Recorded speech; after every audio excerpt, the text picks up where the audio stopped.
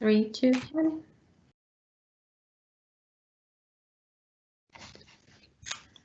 Good evening. Thank you, community members, for joining us tonight for this virtual meeting on the pre-K to adult instructional programs and pathways, which we call the IPP. My name is Gladys Bourdouin, Integrated Project Planner with the Arlington Public Schools. I'll be serving as moderator during our virtual time together. With us tonight is Ty Bird, our Director of Secondary Education, Jonathan Teresi, our Director of Strategic Planning, and Bridget Loft, the Assistant Superintendent of the Department of Teaching and Learning, will join us tonight. She is at another event that is also taking place tonight. Jonathan, can you go to the next slide, please? Thank you. So I will be looking for your questions and your comments on the Q&A box, which we are going to address at the end of the presentation.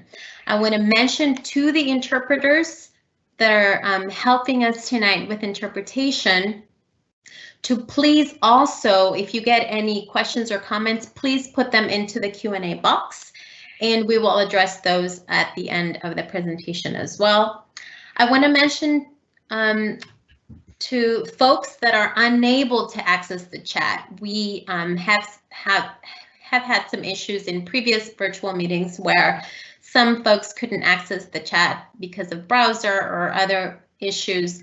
Please know that you may also send your questions to engage, E-N-G-A-G-E, at apsva.us with the subject line IPP, and your question will be answered within 24 to 48 hours. And so please, you can, anyone, please, that invitation is open to you anytime as well. And now I will begin by turning it over to Mr. Ty Bird, the Director of Secondary Education.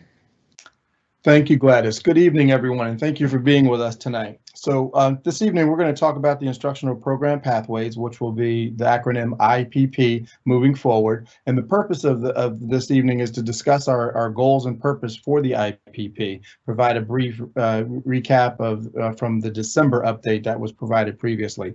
We're also going to discuss the existing APS programs, the criterion for which we establish programs, evaluation of those programs, and then audit of the programs. IPP and visioning process will be discussed this evening, suggestions from instructional leaders, and then community engagement component. If you'd move to the next slide, thank you. So let's start with the purpose and the goals of the IPP. The IPP is a framework that does the following. It's going to define the role of our current neighborhood schools, our option schools, and all of our instructional programs. We're going to provide a comprehensive list and descriptions of current instructional programs and options from pre-K through adults learning in a centralized location so that it is easily accessible by all of our community members. We expect to provide clear and instructional vision for the future that aligns with the APS mission, vision, and strategic plan and the new equity policy. So this process is going to help us to define some recommendations or identify some recommendations with regard to expanding current programs, changes or modifying any of our existing programs, create new programs that meet the needs of students as we prepare them for success in their generation, whether or not programs need to be moved to new sites, if we need to consolidate programs that we currently exist, or if we need to eliminate programs that are no longer being utilized effectively. We're going to identify criteria for assessing instructional programs in the IPP. So our existing programs will be assessed as a part of the APS program evaluation process to see if they meet the criterion to continue to be utilized and available to students, or if it's something that we should consider eliminating. New programs will be screened when proposed as part of the visioning process. Thank you, John. So why is this an important process? The IPP will serve as a framework for making decisions around instructional visioning that will inform APS planning initiatives, including but not limited to the annual budget, capital improvement plan, boundary processes, and the Arlington Facilities and Student Accommodation Plan. You will hear the saying that instruction drives construction in APS. We are probably going to be considering new spaces for our students as the years progress, as we grow as a county. To do that, we want to make sure that we're building buildings or we're redesigning buildings to drive that, and those decisions are being driven by instructional needs. So that's going to be the purpose, or one of the core purposes of this conversation. The IPP will also inform and be informed by instructional processes, including curriculum development, program evaluation, and program of studies. As I said a little earlier, we're hopeful of preparing our students for success in their generation. There are jobs that are being created today that we need to make certain that our students are prepared for, because they didn't exist 20 years ago. And there are going to be new jobs that are being prepared, that are being created consistently, that our students need to be prepared for. So an uncertain future, but we are sure that there are transferable skills that we can prepare our students with so that they can be competitive in all of those environments. So we need to be flexible in our spaces and our instructional processes, and this is going to help inform that. One of the 2018-2024 strategic plan goals is to improve multiple pathways to student success. The IPP will define current options for our students, as well as the APS's vision for future to help to achieve this goal.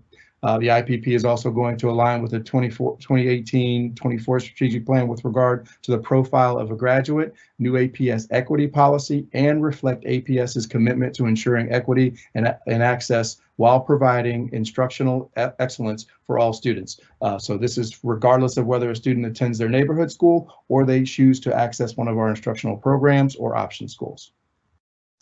And so the goals of our overall conversation is to ensure equity of access in all of our programs, ensure that students have multiple pathways to student success, that we strengthen those pathways for existing K-12 programs, and that we create new additional K-12 pathways where we see areas of need. We're going to promote demographic diversity in our programs that represents the diversity that we have as a county, and we're going to assist with the managing of the enrollment at all of the schools so that the numbers are appropriate for good instruction. Okay, existing APS program criterion. Oh, thank you, John. So these are the existing programs in APS. And as you look at this chart, broadly speaking, please notice that we are committed to inclusion, and that students inclusion is, this chart is only intended to show current programs, not our future programs. So as you look at this, students of all ilks are represented in this chart, from general education to English learner programs and special education, from pre-K to K through adult school. Okay, so this is just a comprehensive listing of all of the programs that exist in APS. I don't think I want to read through each of those. Jonathan, did I miss something that should be mentioned here? Okay, so that's listed as available to you on our website, but here's just a comprehensive list of all of the programs that we offer in APS. Instructional Visioning Program Criterion Evaluation. So the program criterion of the IPP will contain an objective set of program criteria. Staff will continue to develop the criteria as we share and update with the school board in March. So we're currently in reception mode. We're gathering information from our community, our stakeholders, in hopes of developing an objective set of program criterion, which we can share with the school board for us moving forward to inform our decision making as we move forward. The evaluation, the DTL, which is the Department of Teaching and Learning, and Planning and Evaluation, will continue to collaborate on program evaluations. This will include the programs listed in the IPP in alignment with policy. I'm not going to get into all that number. So this is something that we do, we've done for years, and we're going to continue to do. In some cases, programs have already been evaluated within existing evaluations. There's an example of that being world languages, which includes dual language and the immersion program. In other cases, a separate program evaluation may be needed, and once we return to more normalized operations, a timeline for this work will be developed. So look for those dates. Recommendations from program evaluations will inform the IPP visioning process. And then here's another example again: services for students with disabilities and those requiring intervention program evaluation. They've provided us with a 5-year action plan, and that information is being used to guide our decision-making process right now. Okay, and then the program audit, we have conducted an audit of all of our current instructional programs that includes a 3-year trend of the number of students enrolled, the demographics of those programs, the assigned neighborhood schools, data from the APS options and transfer webpage that includes the number of applicants to each of the programs and the number of students on the wait list if that is applicable. This information is publicly available on the IPP Engage page, and this data has helped and will continue to help inform our IPP visioning process. So we're not starting at ground zero. We've captured some information already. We're going to continue to use that information to identify specific student groups who are under or overrepresented in certain programs, and also to identify opportunities for targeted outreach to ensure the community is aware of existing programs and how to access them. Great, and I'll jump in here. So we've developed a cycle and a process to develop the IPP. This work began in late summer and carried through the fall with visioning sessions with our instructional leaders. This included work sessions with the school board in October, and then really continuing to work with our instructional leaders in November and through the early winter months to develop the IPP and some of the information you've already heard and we'll hear in the rest of this presentation. We did give an update to the advisory committees in the CCPTA and PTA. We shared some slides for to just update on the work that would be taking place. And meetings with instructional leaders continued in January that really culminated in some suggestions that you'll hear about tonight. And I want to really be cognizant and that these are suggestions. What you're going to hear tonight is really some of the initial thinking from leaders. This whole month of February is dedicated to community engagement so that we can bring that input back to the leaders for them to consider it as they prepare their final recommendations to the superintendent, which will be made in March. And the superintendent will then in turn make his recommendations to the school board at the end of March. So that's our process. As we looked at it this year, we have decided to kind of move up the dates a little bit. So you'll see in terms of next school year, that it's important. This work it's a fluid process. It's going to be ongoing, and I'll talk about that. But as we continue our visioning, it will pick back up this spring and continue through the summer. And next October, we plan to give an update to the community on some of our initial thinking for the next round of recommendations. We will have this process as a cycle that continues. We have fielded questions about why will recommendations be made annually? Why is this a cycle per se if it's a vision? As Mr. Bird indicated in the earlier slides, we are incorporating the evaluations as part of this. Evaluating the efficacy and success of our programs is really important as we make future decisions about that program. Those evaluations help occur on a cycle. And so as those evaluations come in, it provides that opportune time to do some visioning for that program and really help shape the direction we want to go in the future. So that's why as you looked at the range of programs on that other slide and just our process that we've developed, this will be an annual process as we look at various programs each year and helping develop and articulate a vision that carries through for 5, 6, 7 years or beyond as part of this process. Some of the suggestions for this particular IPP cycle, the 2020-2021, again, it began in September, it carried through January. February is about input and then the recommendations. We wanted to really emphasize that following the recommendations to the school board, if any vision is adopted, this process, we will include a timeline for implementation, resources needed, and further stakeholder input.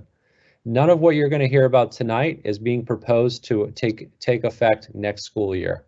We are mindful of the pandemic and the changes and would really want to use next year to continue planning for the implementation if any of the visions we share tonight are adopted. So we are going slow to take our time to make sure that careful planning and thought in the implementation, again, for any vision that is adopted this spring. So some of the topics that instructional leaders discussed, and when we say instructional leaders, we're talking about the principals, the Department of Teaching and Learning directors, the supervisors, They established some focus areas. Again, given the pandemic, we focused on 5 areas this year and really covered some good ground and had some great conversations around these topics. Use of the additional capacity at the Education Center, that's the building located next to Washington Liberty. Looking at some of our alternative and special ed programs, the Langston Continuation Program, the 45-day program, Academic Academy, New Directions, Teen Parenting, PEP is Program of Employment Preparedness, and the Shriver Program. Leaders talked about neighborhood schools and how they fit into the IPP. They also discussed English learner programs at the Langston site, Career Center, Arlington Community High School, and HB Woodlawn. And those 4 programs, the core kind of group of students is our kind of 18 to 22-year-old English learners. So that's why those particular programs were highlighted in the discussion. And then the last topic instructional leaders discussed was middle school seats. Looking at our vision for some of the future seat needs and how instructionally we might use those seats that are needed in the future. So the suggestions you're going to hear about in the next slide, all were developed based on the following objectives and guiding principles. Would they strengthen the program and meet the new needs of the students they serve? Would it align with our core values and strategic plan goals? Would it strengthen the existing instructional pathway or create a new pathway for students? Would it offer some potential cost savings and efficiencies? Again, instruction is the driver, but as we look at instruction, if we can achieve and strengthen the program, align with our values, and offer cost savings, that certainly is beneficial to the division. That allows us to allocate resources in other areas of need when we're able to find efficiencies to better serve our students. These suggestions, again, wouldn't be considered for implementation until 2022, 2023. That allows us time to build it into next year's budget and CIP, which is Capital Improvement Plan. And again, just to emphasize that final recommendations will be shared in March. What you're hearing tonight is suggestions. We're using the month of February for community engagement and input. The Ed Center. So the suggestion from instructional leaders was to use one floor of the Ed Center for the creation of a virtual learning program for students at the secondary level. Again, kind of building on and harnessing the successes we've seen over the past year, that some students prefer this learning approach, and that a virtual learning program could help build on some of those successes and offer that opportunity. The Education Center is slated to open in September of 2022. And as staff looked at the projections and capacity of the building, there is some space for a program at that site. Another suggestion was looking at alternative and special ed programs. Instructional leaders suggested considering co-locating Academic Academy, which is a program at the Career Center, co-locating that with Langston at the Langston site. A third suggestion was to conduct a visioning process for the 4 English learner programs referenced above before determining if co-locating or consolidating would achieve the stated goals. So looking again, the purpose of the programs, how the students they serve, and seeing if there's ways to align that program to strengthen and if co-locating would make sense to achieve our goals. Neighborhood schools, really just reaffirming that they are the core of Arlington Public Schools. 75 to 80% of our students will attend a neighborhood school through their pre-K to 12 experience, and they really do provide a community hub for learning and other activities that bring the community together. The last set of suggestions was around middle school seats. Instructional leaders suggested making Montessori Public School a pre-K to 8 school. Our future capital improvement plan would need to consider an opportunity to co-locate that with a middle school to ensure that our students have access to a range of courses taught by teachers with secondary level certification. Aligning our programs with feeder schools that are equitable countywide. So this is again, as Mr. Bird alluded to earlier, looking to see if any program moves or expansions to additional sites, if that would improve access, would it help us reach communities that are traditionally underserved? So just continuing to dive deeper into looking at the programs and locations and considering whether any additional moves might help us achieve those goals. Similarly to what you heard for the Ed Center, a virtual learning program for secondary students. So even many of our middle school students have experienced a lot of success with virtual learning and the hybrid model, and continuing to provide that opportunity. And then the last suggestion was to reopen the Art and Communication Technology program at Kenmore back up to the lottery. That was open years prior, and does provide a pathway for a number of students, and at the same time would also provide some capacity relief to some of the neighboring middle schools that are significantly over capacity. So just another way to strengthen our pathways and also provide some operational efficiencies. So those were the suggestions. We again have the community engagement process. The feedback we are seeking from the community is based around the four kind of areas. So looking at the realignment, co-location, or combining of some programs, creating a K-8 school when funding is feasible through the capital planning process, creation of a virtual learning program, and making programs within neighborhood secondary schools available as countywide options. These four principles and areas, the feedback we get from the community will help us as not only for this process, but for future processes as instructional leaders consider this input and think about future visioning. So we made it more broad, but yet specific enough to really hone in on some specific concepts and ideas that extend beyond just the suggestions you heard about tonight, but also for our future planning. The community questionnaire provides community members an opportunity to provide feedback on the four areas above, and we have already been engaging in some targeted outreach to those that are directly impacted and gathering feedback and responding to their questions and concerns. This feedback will be considered by APS staff as they prepare their final recommendations to the superintendent. The multiple opportunities to share input. Again, tonight is our virtual community meeting on the 17th. We have a questionnaire that will be launching tomorrow, and also some additional virtual office hours next week on the 22nd and 24th from 7:30 to 8:30 for people to ask questions. And again, as always, you can email engage@apsva.us. And all of these meetings, including tonight's, are being recorded and will be publicly available on the website, as will the office hours. So if you missed them or you have a friend or neighbor who wants to see, the recordings will be uploaded and they're welcome to watch and weigh in as well. So again, our Engage page continues to be the hub where we will highlight information about the process, our engagement activities, frequently asked questions, and all the recordings will be there as well. And we will continue to use multiple ways to reach the community, as you can see below. And we are working closely with our bilingual family resource assistants to help reach all members of our community. Just to give you a preview, and this is the concluding slide, in the coming months, fall after March, we will start to shift gears and talk about the visioning process for the 2021-2022 cycle. And a couple topics we have up for leaders to engage in is looking at our dual language immersion program. As we mentioned earlier, the World Language Program Evaluation was completed and will be was published this past week. And so with that data, staff are going to be able to really dive in deep to the dual language immersion program and look and provide a vision for that program that carry us through the next 5 to 7 years that will help continue to strengthen an already great program. The Career Center site with Arlington Tech is another item up. We had there's been some prior work in prior years that staff will continue to build upon, and there was an after action review in recent months that will help inform that process too. Additional errors may be identified, and we will communicate that with the community as well. But we wanted to just share an update of kind of currently where we are in our thinking for the next steps following March. That concludes the presentation, and I'm going to turn it back to Gladys. Thank you, Jonathan.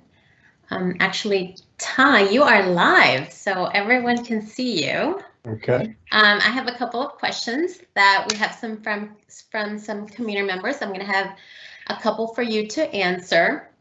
Who were the instructional leaders that participated in the visioning? Who were the instructional leaders that participated in the visioning sessions? Okay, so thus far we've had members of the Department of Teaching and Learning serve as the instructional leaders to support the development of this. Those include the instructional supervisors for all of our areas of study, from math, social studies, English, the arts, science. All of our courses have instructional leaders, and they have teacher specialists within those departments. Some are broken off into elementary education and secondary education. Some have one person who serves in both of those positions. We also have representatives from the special education department and also English learner department as well. So those are the instructional leaders that are at central office, but also we've counted on the input from building level leadership, leaders in each of the departments, and then also the principals of our schools are considered instructional leaders, and they've participated in the visiting sessions thus far as well. Thank you, Ty. Why would a virtual learning program require classroom space? So just as our students are learning remotely now, and a teacher needs a classroom with maybe a whiteboard or manipulatives, or if it's a science teacher or a CTE teacher, they need other resources to demonstrate for students. That is going to continue to be a need if we move into a virtual environment for students. So teachers are going to have access to certain materials. We're not going to expect them to have space in their home to offer that instruction. So we'd like to provide them with a classroom space that is, fully equipped for them to provide the instruction that they need, which would involve some resources. Thank you. Jonathan, what steps are being taken in the engagement process to reach families who tend to be underrepresented in these processes? Yeah, so a couple of things that we're doing. One includes tonight's meeting. We've provided interpretation in the 5 main languages of APS. We offered that at last week's virtual community meeting and are offering that tonight. We are also, the community questionnaire is available in the 5 main languages as well.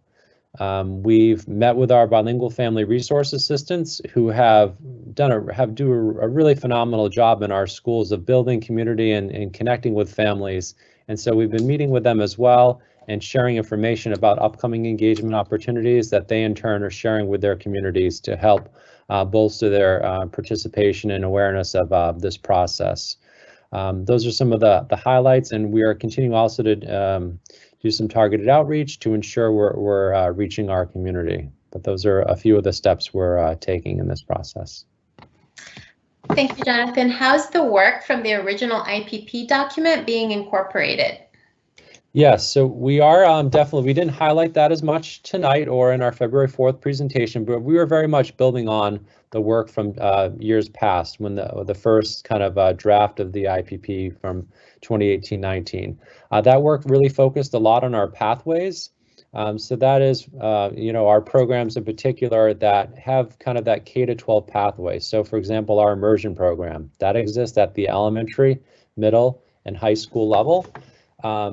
We knew the program evaluation for world languages was being finished this year, and that was recently finished. So as we talked about our priorities for this year, we knew that in the springtime, we would be able to get back and look at the immersion pathway once that world language evaluation was completed. So that did play a role in kind of the priorities for this year.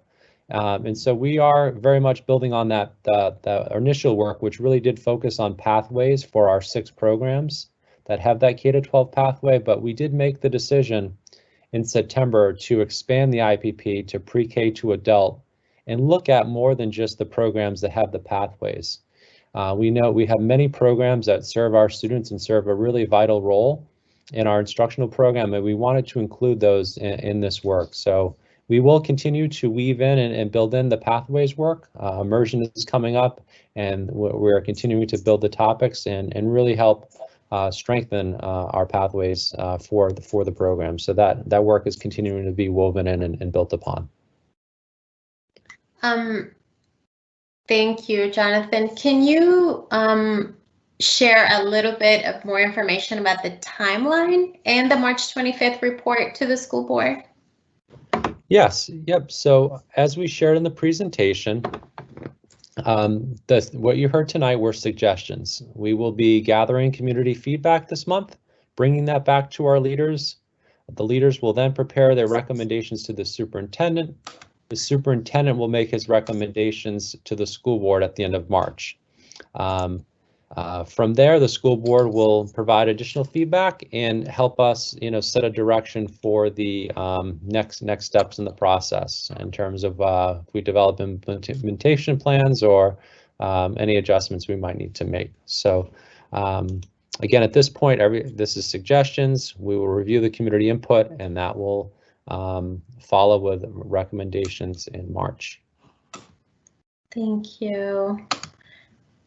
Ty, why will the IPP include annual recommendations? Well, this is a dynamic process that we, again, hope to be malleable and flexible in our response to student needs and the needs of the consumers of our graduates. We know that industries are being developed as we speak, and we want to make certain that our students are prepared to accept those challenges and opportunities. So as the years go by, we will continually evaluate how we're doing. We'll monitor our progress in the existing programs, and we will make considerations for new programs that needed to be added. So that's why Jonathan and Bridget are leading this initiative, because as things stand, we are being quite reactionary. We would like to be more purposeful in our movements, and the IPP is going to help us do that. And a part of that purposefulness is that we can see things coming, and we can make arrangements to be prepared for those things on an annual basis. So every year we need to evaluate what is needed and make certain that we are heading in a direction where we can provide those needs for our students. Thank you, Ty. Would secondary virtual learning require students to attend at the Ed Center, or would they be at home with instruction originating from the Ed Center? So there will be considerations for multiple sort of delivery models for virtual learning. The vast majority of it would be students would be at home, and then the educators would be somewhere, whether it's the Ed Center or some other location that is yet to be determined. But that would be the model for the most part. There may be instances where students need to come to a location to access some equipment, that some of our more complicated classes that require like CTE equipment or laboratory equipment, things along those lines. Students might need to visit a school or multiple schools as the quarter and the school year progress to demonstrate mastery of certain skills. But for the very most part, students will be at home and the educators will be remote from another location. Thank you, and thanks for being patient with me as I, Jonathan, you're live, as I go through some of these questions, and thank you to our community members as well. Jonathan, how will plans to consolidate the alternative or special education programs meet the goals of inclusion? Yeah, so for example, the one specific recommendation that was shared tonight was co-locating Academic Academy at Langston. The students at both sites, there are a combination of general education and students, English learners, and students with who receive special education services. So all three are represented at these sites, and they would be participating together in classes based on their individual learning needs. So inclusion opportunities would still be provided. That is still an important benchmark. So as staff look at, I think co-location, and we were really explicit with that recommendation for that. In terms of consolidation, that if there are any programs that deem to be consolidated, we would want to make sure that inclusion is taken as a consideration. So if there was a consolidation of a program, would it be done within the larger general ed setting? So if two programs were combined, would they be combined at a site that provides those inclusion opportunities, so that the students from both programs would continue to have opportunities to participate in classes with their general education peers? So again, even if there was a future recommendation to combine or consolidate two or more programs, we'd want to make sure that it was done at a site that provided the opportunity to continue to meet our goal of inclusion and educating students in the least restrictive environment. Jonathan, I'm sorry if you've already I know that you talked about the education center, but there is a question that specifically, what is the current thinking for allocating the Ed Center? Yeah, so as staff looked at the projections, the projected number of students who'd be at WNL, and also one of the pieces of this is to the IB program at WNL has carried a wait list. So with the Ed Center coming online, it provides additional seats to accommodate additional students from the IB on the IB wait list. And on top of that, there still is additional capacity there.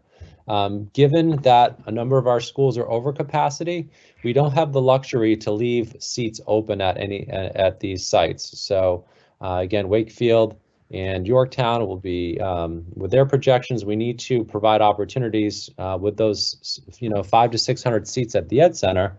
And the thinking is that students from Wakefield, from Yorktown, from other sites would want to participate in this program. And so that while at the same time we're meeting an instructional need, we're also providing some capacity relief to some of the other schools now that the WNL site will have 500 to 600 additional seats with the Ed Center coming online. So that was, I think, a major driver of, again, the instructional, harnessing the successes of the virtual learning while also addressing some of the capacity challenges we have. Thank you, Jonathan. How will community demand for certain programs or options, as evidenced by applications and waitlist numbers, factor into your considerations for the future of options and programs? Absolutely. Community interest and demand is one factor. But as we spoke about earlier in the presentation, what we are really striving to do here is to assess our programs and look at to see to what extent do they align with our strategic plan goals. How are they promoting equity? How are they achieving our vision for the Virginia profile of a graduate and strategic plan goals? So those are always going to be the main drivers in our instructional decision-making process.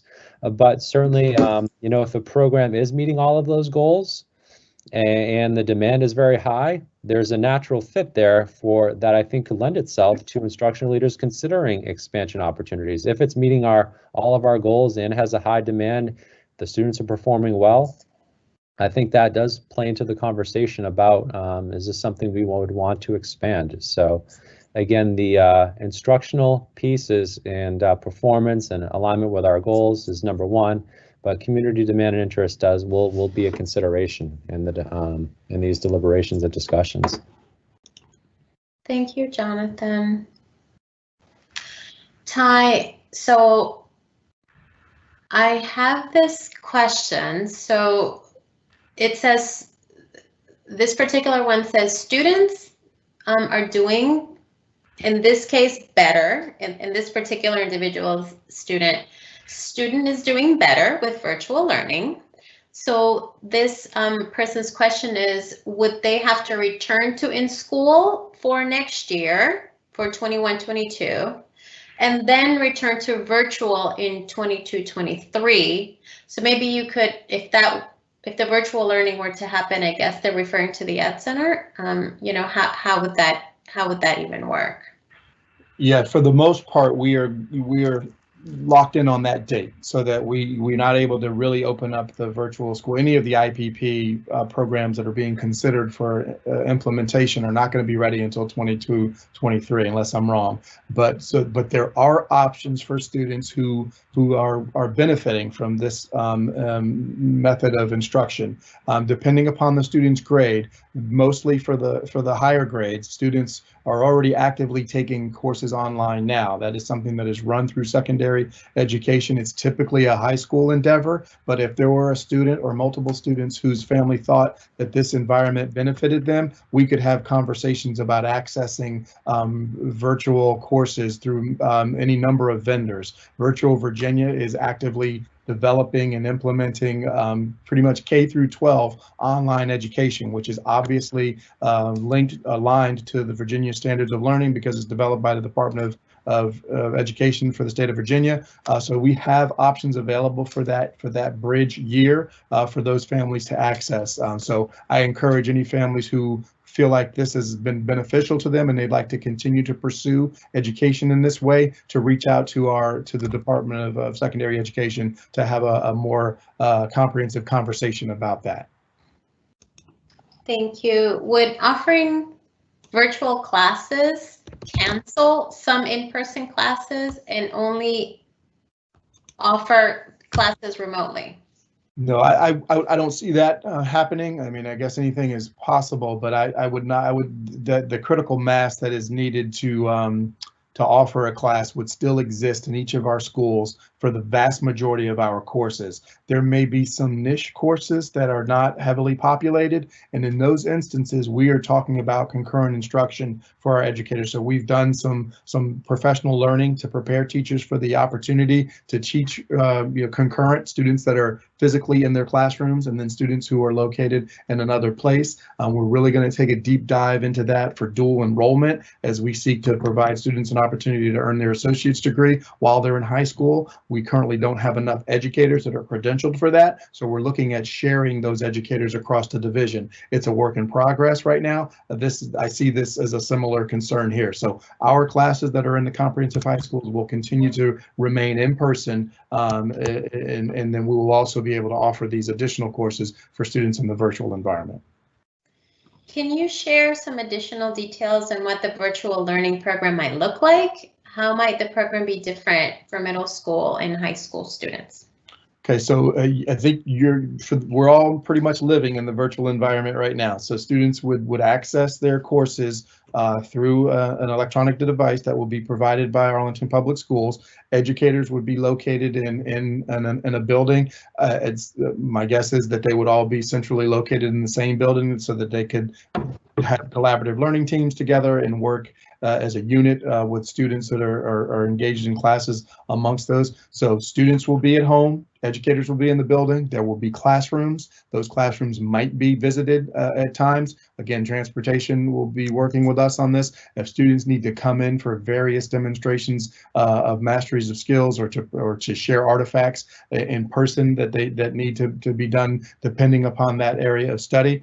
So it looks a lot like what we're going through right now, but there will be more opportunities to engage in person because we won't have the restrictions that COVID has us facing right now. So it's pretty much what we have now with a little bit more of an ability to interact. I'm sorry, Gladys, I forgot the last part of your question. It was, what was the difference? What would it, middle school and high school, how would it be different? Yeah, so we recognize that middle school students have fewer executive functioning skills than high school students in theory. So we would be more inclined to provide a more intense level of that support. Not saying that it wouldn't be offered at the high school level, but given the students' developmental stages that we need to help them progress through, we need to make sure that each of the students who are engaged in this sort of learning have those skills and can access those executive learning skills, because there's going to be some autonomy. And as you've experienced as parents, I'm sure with your children now, if they have not mastered the skill of sitting down and zoning in on something like this, then there could be a lapse in their instruction, and we don't want that to happen. So the attention that they receive with regard to those skill sets will be more intense at the middle school than at the high school, where some freedoms would be offered, and there would be more ability for students to work with the teacher to design an individualized instruction plan or program that worked for that student. So we're hopeful that those two things can happen concurrently. But again, some students are going to need more of a focus and support on developing those executive functioning skills that we know are necessary to be successful in this instructional environment. Thank you, Ty. I have more questions for you, but I'm going to give you a little break. Okay, I'm good. Whatever you need. Do you want to go to the next one? I'm going to go to Jonathan. Okay. Jonathan, what is the role of the Chief Equity, Diversity, and Inclusion Officer in this work, and how will the IPP align with the equity work? Absolutely. Yes, their Chief Equity and Diversity Officer has been included in all the conversations in the fall and participated in the visioning sessions to listen into leaders, and is continuing to be a pivotal part of this work as we continue to ensure alignment with our newly adopted equity policy. We are currently working on the policy implementation procedures for the equity policy and working in close concert to ensure that all of our IPP work is aligning with the goals we have. Equity is really a pivotal piece along with our strategic plan goals to ensure that all of our efforts are looking at it through the equity lens of who is benefiting, what are some of the unintended consequences of certain decisions for certain groups. And all of those are being weighed as instructional leaders consider the range of possibilities for the various programs. I think one piece that ties into this is the program audit. The program audit provided some really valuable data as we looked at the demographics of our program and information that we have known, but now you being able to see it clearly over a 3-year trend, we really can see areas of underrepresentation. For example, in our immersion program, there are certain student groups who are underrepresented, and we need to continue through this visioning process of making a plan to address that, to ensure that our programs do accurately reflect the diversity and composition of APS. And so that work will continue. The audit information will continue to be used in decision makings and envisioning sessions to help guide and inform our work. And our Chief Equity and Diversity Officer, Mr. Gregory, will be included in those conversations, and we will continue to work in close concert with his office and his staff on the IPP work. Thank you, Jonathan.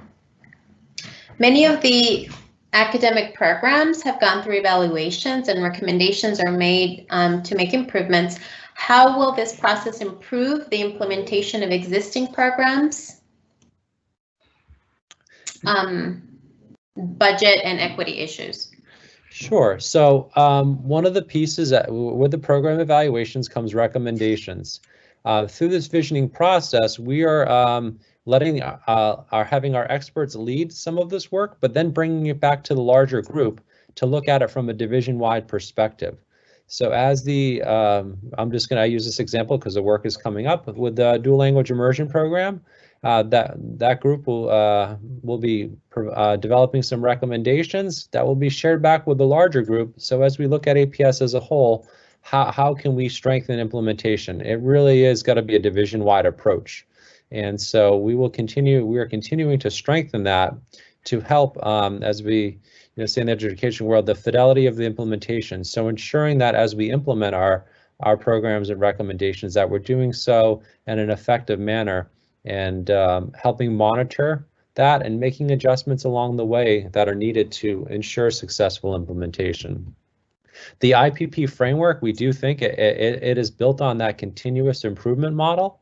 So as we implement, develop a recommendation, implement it, monitor the success, and make adjustments along the way, and then we come back as part of the evaluation and assess and continue to make adjustments. So that continuous improvement model is really pivotal, ensuring that we continue to move forward and achieve the goals that we have in these various processes.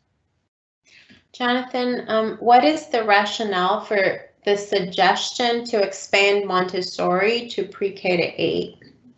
Sure. So one of the drivers, the Montessori model, is based on the elementary level at the 3-year cycles, and so currently we have the MPSA building, the pre-K and kindergarten, the 4, 5, and 6-year-olds, and some 7 who are kindergarten, will participate in learning in the mixed age group classroom.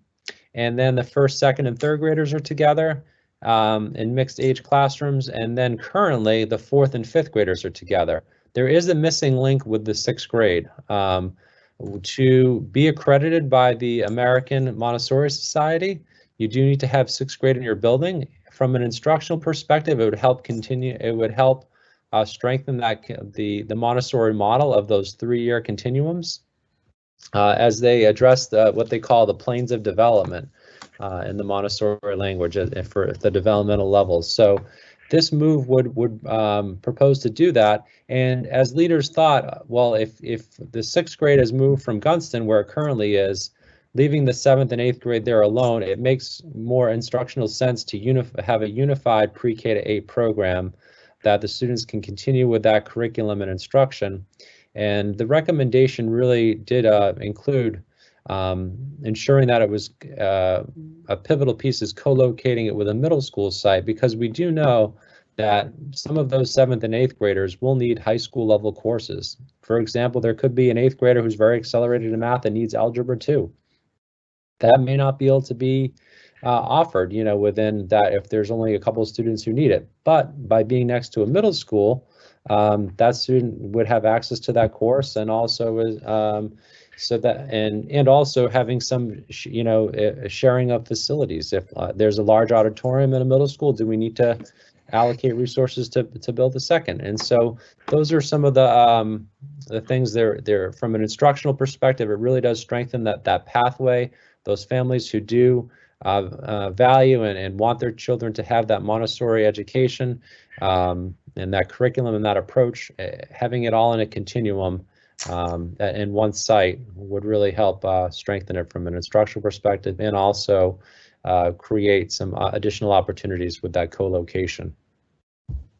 Thank you, Jonathan. Ty, someone has a comment and a question. Wouldn't it make sense to relocate the whole IB program to the Ed Center and have it housed in the same building? That's an interesting question. We use the term IB program, but the IB program is more than that. The Washington Liberty is an IB school. So while there are some students pursuing the full IB diploma and take the vast majority of their classes in that academic setting, most students take 1 or 2 IB courses throughout their high school career. So it's and it also helps drive their ethos. I mean, they are an IB program, so the core tenets of IB are intertwined in everything that they do at Washington Liberty. So it's not just take these sets of classes out here and then all of those students will go there as well, because every student at Washington Liberty touches IB in some way, shape, or form. So it has been their long-term request that it be geographically located throughout the school, so that students who engage in those classes can engage students who engage in many of them and those who engage in just a few. So we would like for it to be geographically located and throughout the school, whether it be in one building or sharing space with the Ed Center, because again, it is not just a program, it is a collective ethos of the school. It doesn't drive everything, but it is a large part of that ongoing conversation. Thank you. What might some benefits be of co-locating the Academic Academy to Langston? So again, the part of the IPP is the pathway component. And as you consider the profile of a student who is going to be an academic academy student and the profile of a student who finds success at the Langston program, they're very similar. The age differences are a bit, that we're talking about students who are coming out of middle school for the academic academy, and for the Langston program, we're talking about students who may have had extensive experience in a comprehensive high school setting, but they have each found those settings did not fulfill their academic and social needs. So they left those environments for a smaller environment. So they're both smaller environments where they're going to get more one-on-one attention or service and support. So if a student is doing well in the academic academy, she or he may also consider Langston as an instructional model for their high school experience. So there is a natural symbiotic kind of relationship between those two things. The faculty also similar, that they have an affinity for that sort of student, and so that affinity is there for middle school students who are entering the first years of high school, 9th and 10th, and then those students who are closer to graduation in 11th and 12th. Some students want to expedite their graduation. At Langston, you have that opportunity. You can get a full year's worth of credit in a semester, so you can complete 2 years of school in 1 year, so to speak. That might be attractive to some students, again, who fit that academic academy profile. Not in a direct way, but maybe there are enough of connections there to help a student to make a determination whether to go to a comprehensive high school or to pursue their high school graduation in a smaller setting. Thank you, Ty. Under the next step slide, it was mentioned that the Career Center would be a part of the next visioning process. Will the recommendations from the Career Center Working Group and BLPC be considered in this process? Yeah, I certainly expect that will happen. Principal Chung and her team have done an amazing job of establishing a vision and a mission for Arlington Tech and the Career Center as a whole. They spent time with various entities with the process of the BLPC and setting a pathway moving forward, again with instruction, defining construction, so that they could have that conversation about what the ACC would look like moving forward. So I would absolutely expect that all the information that we harvested from students, from staff, from community members, from parents, and from teachers and school leadership to be utilized as we move forward. So that information is invaluable to us, and it is my expectation that we'll continue to use that moving forward. Thank you, Ty. Jonathan, how will a secondary virtual learning program manage middle school seats if some years there is not great interest in virtual learning? Will the schools then be overcrowded? So the virtual learning program was one of several solutions to meet our instructional needs and manage capacity. We are certainly not banking on this one program to address or resolve capacity issues. I mean, I think it would be if there was attrition or lost interest, it would most likely be across schools. I don't know if any of us could, think that, if we have 100 students and then, 70 drop off in 1 year, that all of those would be at one particular school. They'd probably be spread. One, that would be a very high level of attrition in 1 year. And two, those students would probably be spread across our 6 middle schools. So this was one piece of several tools we will need to use to manage our middle school seats. It is a fair question, of course, and I think we will need to monitor that. If adjustments are needed, we have other tools. So if we did see a high rate of attrition in the program and one particular middle school was going to be overly impacted, we have a variety of tools to help manage enrollment at our schools. And so we could utilize those tools if need be, if this were a situation that came up. Thank you. How will neighborhood schools benefit from the IPP? Yes, no, and I'm going to build on the response from Ty earlier, as he spoke about the IB program and that exists at Randolph and Thomas Jefferson and W&L. That's just one example of many of our neighborhood schools have exemplary projects and programs that are an integral part of the fabric of the school.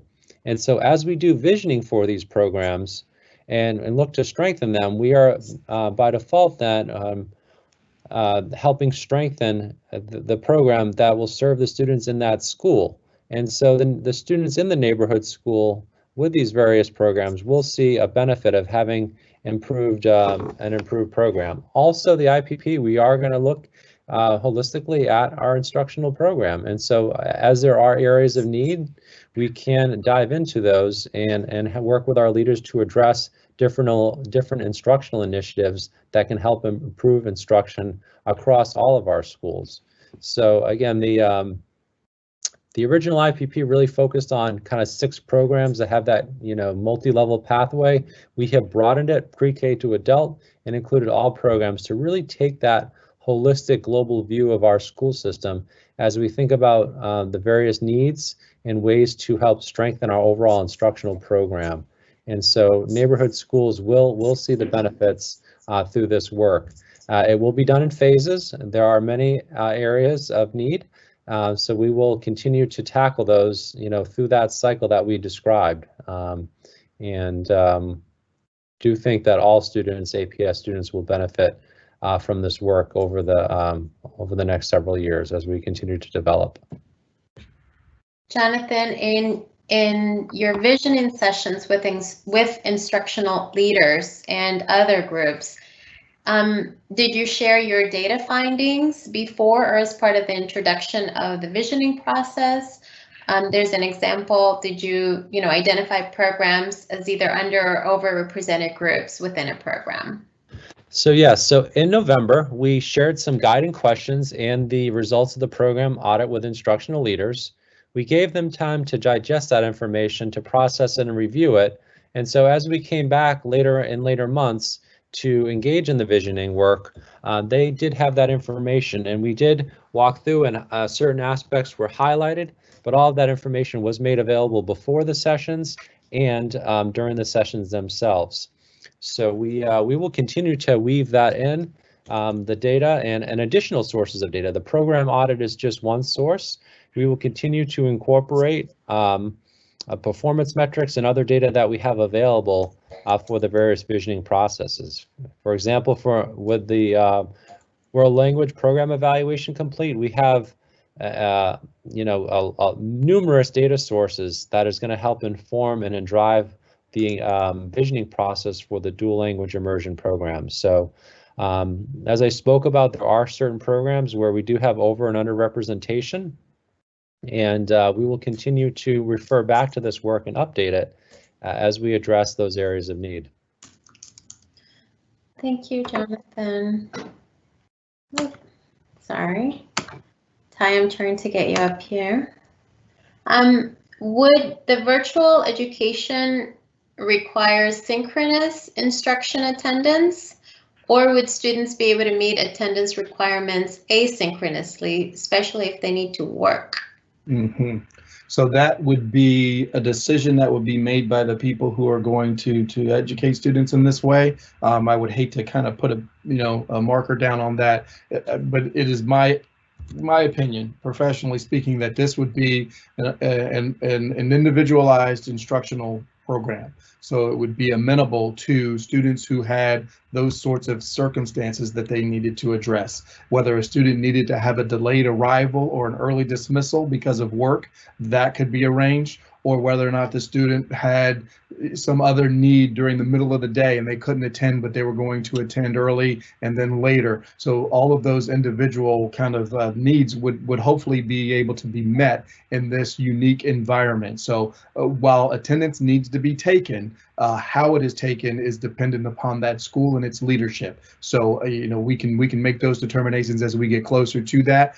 So long story short, yes, attendance will be taken, but it can be taken in any number of ways, and it does not need to be taken asynchronously. It can be taken synchronously. Excuse me. It can be taken on a individual student basis. Thank you, Ty. So I am going to wait a little bit. I don't have any more questions coming in the Q&A panel.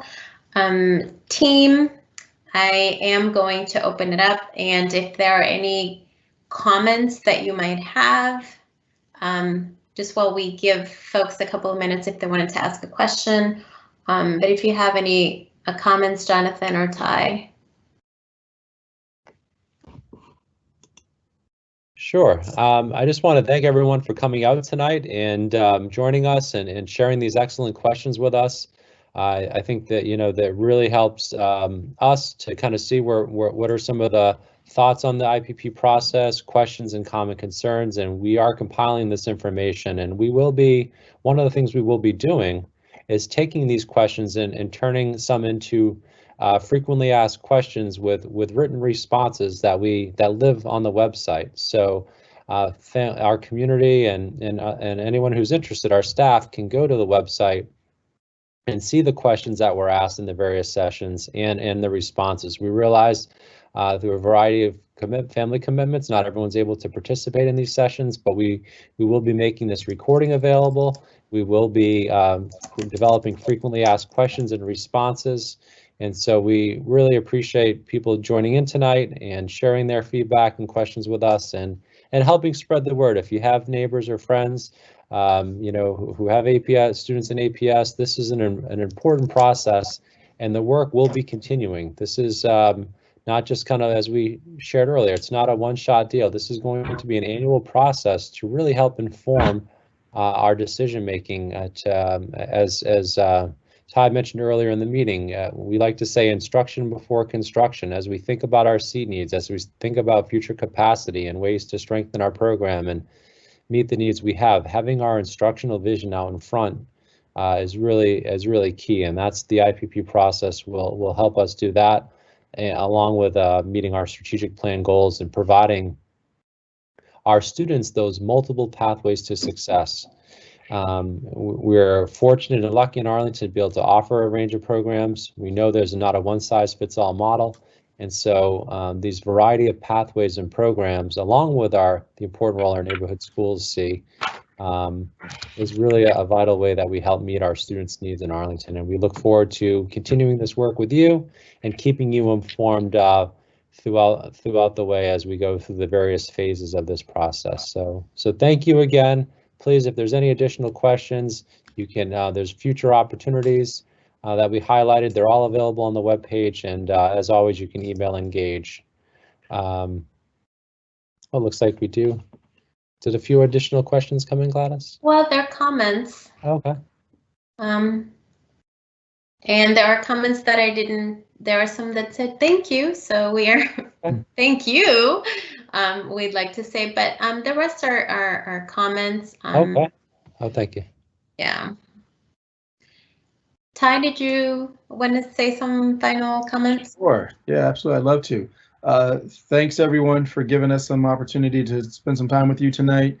Please stay engaged in this process because your input is invaluable to us as we move forward. We want to speak to the needs of our entire community, not just a few. So your engagement continuously through this process helps ensure that.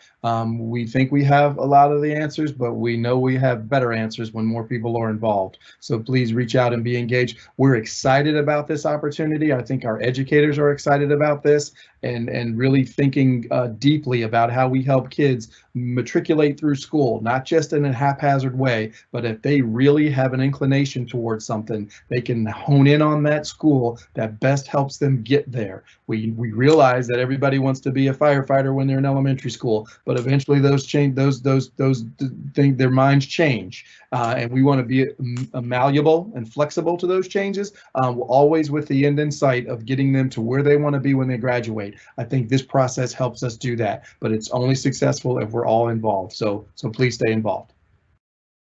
Thank you.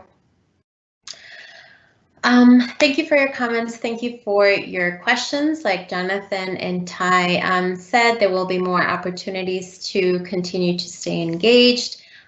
Please, I'm going to go ahead and put it on the chat. I just can't speak and type at the same time, but it's engage at apsva.us, engage at apsva.us.